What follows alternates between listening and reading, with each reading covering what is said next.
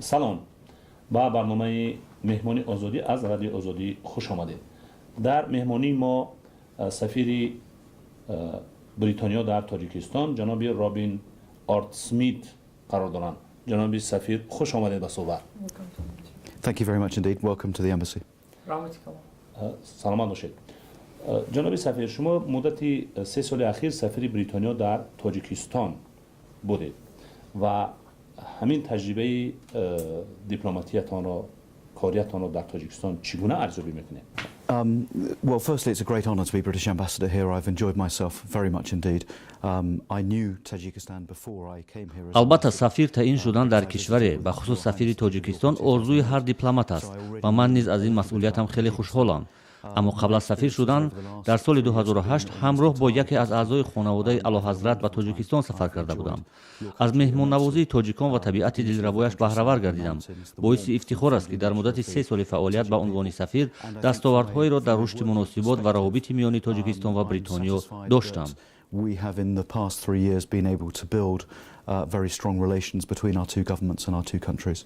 جناب سفیر، اما در همین مدت با کدام کار توانستید که موفق شوید اما با کدام نه؟ Well, as I said, I think we've managed to further strengthen and develop relations between our two governments and our two. مهمترین دستاورد گسترش روابط میان مردمان دو کشور است. بخش ویژه نیز در سفارت فعال است که هدف آن رشد همکاری‌های اقتصادی است و این همکاری‌ها تحکیم می‌یابند. همچنین در این مدت سفرهای مقام‌های بلندپایه از بریتانیا به تاجیکستان را داشتیم که این نشانه علاقه هر دو کشور برای تقویت روابط و همکاری‌ها در عرصه سیاسی است. همچنین در بخش‌های دیگر از جمله آموزش زبان انگلیسی و مساعده در فعالیت‌های سازمان‌های اجتماعی در تاجیکستان نیز موفقیت‌ها به نظر می‌رسد.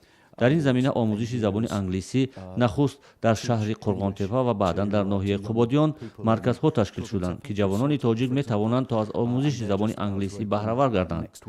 همچنین همکاری‌های فرهنگی میان تاجیکستان و بریتانیا نیز گسترش پیدا کرده است و خصوص این همکاری‌ها میان آثارخانه ملی تاجیکستان و بریتانیا خوب به راه مانده شده و هیئت‌های نیز تشریف آوردند.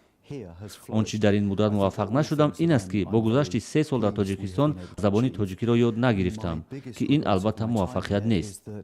After 3 years, I'm having to answer your questions in English, whereas really I should be able to speak Tajik by now. جناب سفیر، سال 2014 اسم شما در بعضی گزارش‌های مطبوعات و ویژه مطبوعات دولتی بیشتر ویرد زبان‌ها شد یا مطرح گردید که گویا با قضیه الکساندر صادقوف محقق جوان ارتباط گرفته باشد. در این گزارش‌ها گفته می‌شد که گویا این محقق جوان با سپارش شما به ولایت بدخشان برای پرسش رفت و در نهایت او بازداشت شد و برای جاسوسی حتی متهم گردید. خب حالا گفتم میتونید که اصلا این چه قضیه بود و واقعا هم صادقوف سپارش شما را اجرا میکرد یا سفارت را؟ Well, as I understand it, Alexander Sadikov's case is still technically under a legal process. قضیه الکساندر صادقوف در جریان تحقیقات دادگاهی قرار دارد و من حق شرح دادن در این باره را ندارم. اما من در دوام فعالیت در تاجیکستان یا در سفارتخانه و در منزل خودم با آدمان کسب و کار گوناگون از جمله مقامات، وزیران، محققان، دانشجویان و غیره واخوری و صحبت‌ها انجام دادم. با این هم سفیر بریتانیا و هیچ نفر به خصوص آنهایی که در سفارت کار نمی‌کنند نمی‌تواند سپارش دهد و یا کاری را فرماید. همزمان بار دیگر تاکید میکنم که حکومت بریتانیا از تلاش‌های حکومت تاجیکستان در زمینه رشد سیاسی و اقتصادی و با این وسیله تامین شرایط بهتر برای مردمش دستگیری میکند. Developed, prosperous and stable Tajikistan and all of our work is around trying to achieve that. اما بعد این نارامی‌های شهر خاروق در بهار امسال مقامات تاجیکستان به طور قریب مستقیم دیپلمات‌های اروپایی را در مداخله با امور تاجیکستان متهم کردن و حتی رئیس کمیته امنیت و دفاع پارلمان تاجیکستان هدف سفر 2 دیپلمات دفتر اتحادیه اروپا را به بدخشان زیر سوال بود و اشاره کرد که در پشت این ناامنی‌ها در همین بدخشان آنها ایستادند. البته دفتر اتحادیه اروپا این اتهامات پاسخ داد، ولی بعد قضیه صادقوف اسم شما را هم بعضی ها در این ارتباط به زبان می آوردند آیا موقع شما در نسبت رویدادهای اخیر در بدخشان چی است؟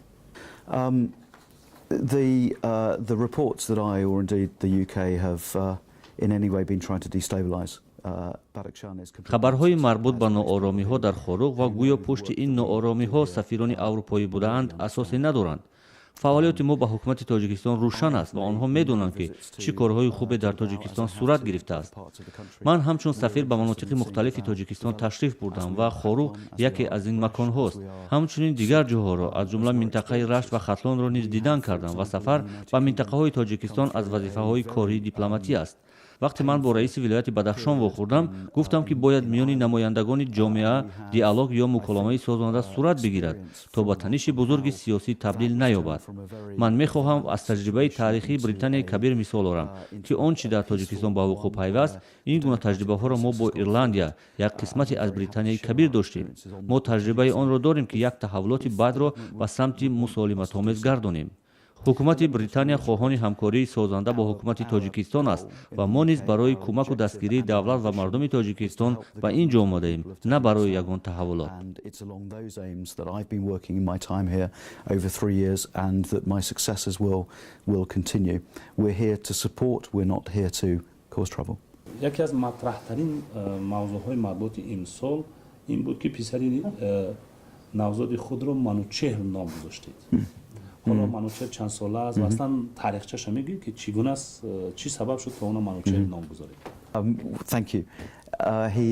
He will be 5 months on Monday. He's currently living with his mother. ҳафтаи оянда манучеҳ 5 моҳа мешавад ва ҳоло ҳамроҳи модараш дар Женева ба сар мебарад. сабаби манучеҳ номгузорӣ кардани писарам он аст ки Тоҷикистон дар зиндагии ман ва хонумам таъссуроти хубе гузоштааст. чун Тоҷикистон мардуми меҳмоннавоз ва табиати ҷаззобу қашанг дорад, ки ҳатман дар хотирҳо боқӣ мемонад. мо низ ба хотири ёдгоре аз Тоҷикистон доштан писарамро манучеҳ ном гузоштам. ҳафтаи оянда бо поёни маъмуриятам ба Британия бармегардам ва ҳатман ӯро хоҳам дид. дар оянда талош мекунам ки манучеҳ ҳамроҳи модараш ба Тоҷикистон биёяд ва ин кишварро ба ӯ нишон бидиҳад ва бигӯяд ки Тоҷикистон чӣ гуна кишвари зебост. манучеҳ номи хеле зебост ва дар куҷое ки дар кадом кишвари дунё ки набошем, ҳатман бо ҳузури манучеҳ ва номи зебоии ӯ Тоҷикистонро ёд хоҳем кард ва аз хотираҳои нек хоҳем гуфт. So that we can show Manucher Tajikistan and the beauty of Tajikistan and the Tajik people. تشکر.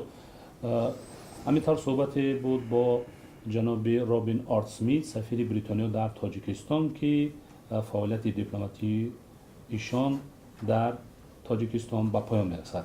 تشکر. Tashakkur. زنده باشید. Thank you very much.